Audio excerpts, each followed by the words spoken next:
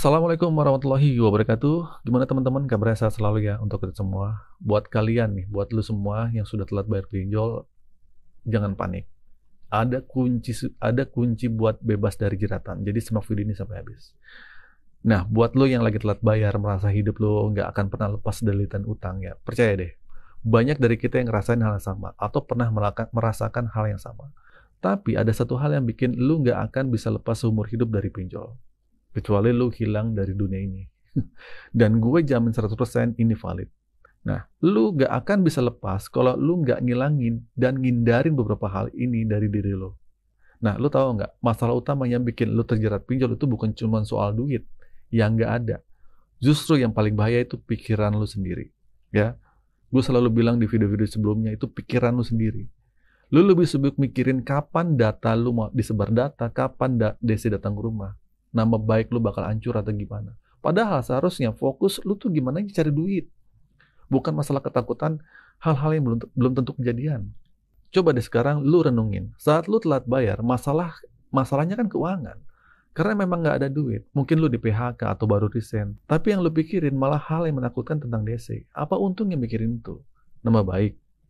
Bro, konsep pinjol itu KTA. Kredit tanpa anggunan. Anggunannya apa? Anggunannya itu harga diri lu. Semakin lu takut, semakin gampang DC ngiring lu buat gali lubang tutup lubang. Ya, ingetin kata gue. Nah, gue perhatiin banyak banget orang yang telat bayar pinjol itu bukan nyari uang buat bayar, tapi malah nyari tahu tentang DC. Ini salah jalur, guys. Emang apa sih yang menakutkan dari DC? Gak ada. Dia manusia, sama-sama makan nasi, keluar berak. Yang bikin lu takut tuh pikiran lu sendiri. Lu yang mikirin, lu yang ketakutan. Gimana mungkin lu bisa lepas dari jeratan ini kalau lu berhadapan langsung sama pikiran lu sendiri?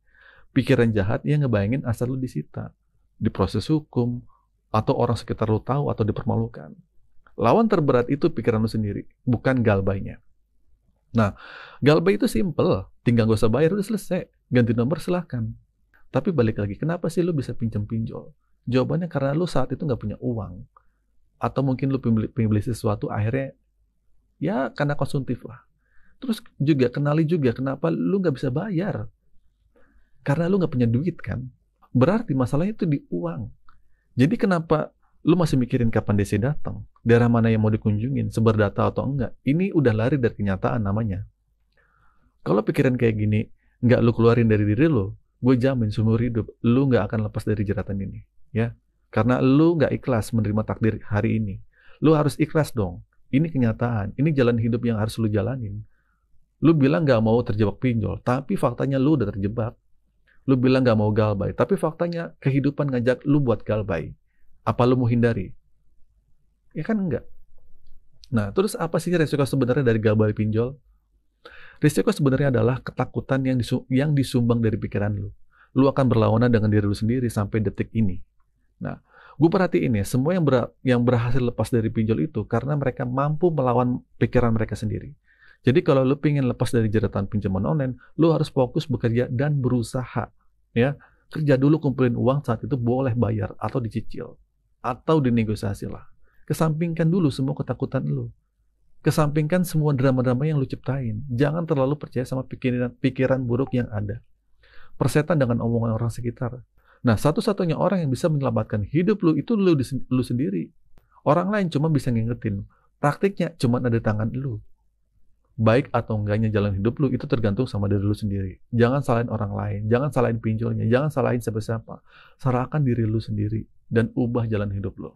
Nggak bisa lu tiap hari, bang, galbay, ini aman apa enggak, bang, ini aman apa enggak. Faktanya lu tuh nggak mampu bayar. Walaupun gue tahu ya yang lu tanya aman ini maksudnya ada DC apa enggak. Oke, kalau kayak gitu gue tanya balik nih. Hari ini lu punya duit nggak? Lu bisa bayar nggak? Poinnya tetap sama kan? Minjem karena nggak mampu. Bayar juga karena nggak mampu. Nggak bayar juga karena nggak mampu.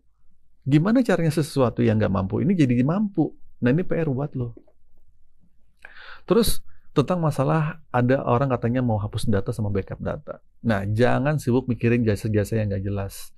Yang nyuruh lo tanda tangan surat kuasa lah atau hal-hal aneh. Lu kira DC takut sama hal begitu? Enggak. Lu kira mereka bakal berhenti cuma gara-gara backup data? Enggak. Lu kira bakal lu beli stiker di rumah gitu, anti DC itu enggak ada gitu. Itu cuma penipuan lah. Cuma buat ngelabuin pikiran lu. Itu cuma memanfaatin ketakutan lu yang terjadi hari ini.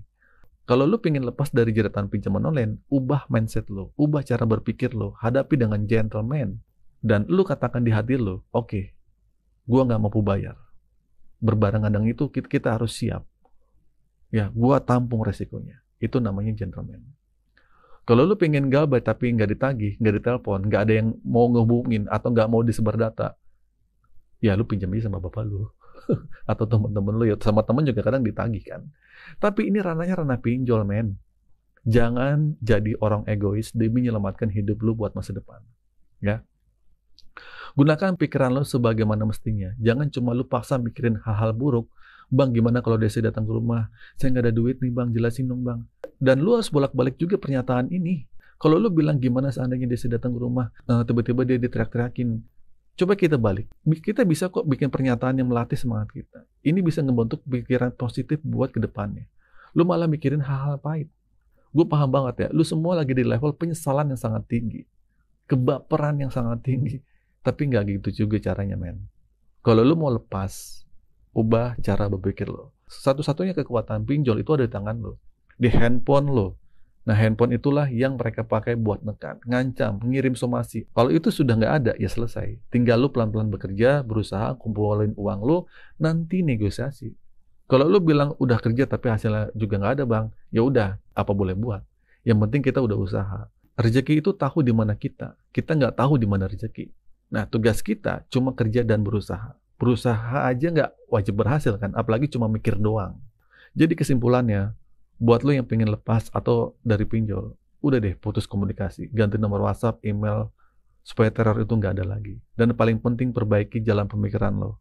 Lo tetap kerja, lo tetap berusaha, nggak bisa lo cuma berdiam diri, berpikir tanpa melakukan apapun, lo akan jadi orang yang rugi. Oke, itu sih teman-teman video kali ini. Semoga video ini bermanfaat. Akhir kata Desa, Assalamualaikum warahmatullahi wabarakatuh.